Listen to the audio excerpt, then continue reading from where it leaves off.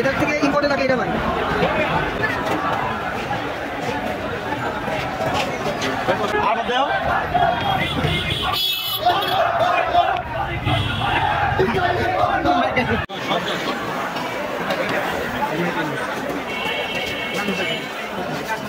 আসসালামু আলাইকুম।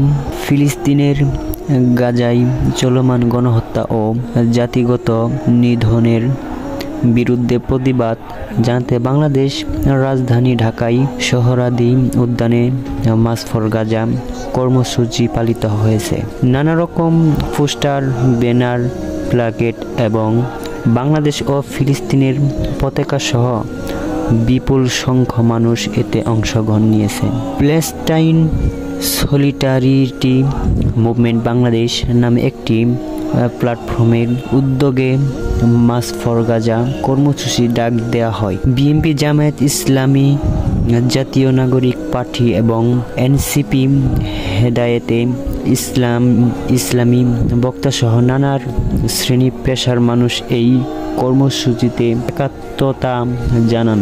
শনিবার বিকালে সমাবেশে ৫ দফা দাবিতে এক ঘোষণাপত্র পাঠ করা হয়। এতে ইসরায়েলের সাথে বাংলাদেশ সরকারের সব চুক্তি বাতিলের দাবিতে অগ্রসর বন্ধ এবং মুসলিম বিশ্বকে ইসরায়েলের সাথে সম্পূর্ণ বিচ্ছেদ আহ্বান জানানো হয়। কর্মসূচি সংহত জানানো ধর্মীয় বক্তা ও বিভিন্ন দলের নেতাকর্মী সোহরাওয়ার্দী উদ্যানে বানানো মঞ্চে উপস্থিত হতে দেখা গেছে। তবে কর্মসূচিতে নারীদের উপস্থিতি তুলনামূলক কম ছিল। বিসমিল্লাহির রহমানির রহিম।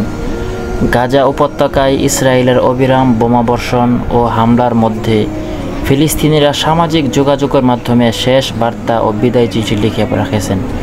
তাদের আশঙ্কা এবার তারা বাঁচবে না। 2023 সালের অক্টোবর থেকে ইসরায়েলের হামলা শুরুর পর থেকেই গাজাবাসী একে অপরের সঙ্গে যোগাযোগ রাখতেন।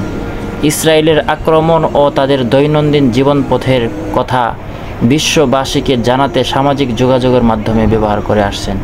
কিন্তু গত 24 ঘন্টায় হতাশা ও মৃত্যু ভয় নিয়ে লেখা পোস্টের সংখ্যা বেড়েই চলেছে।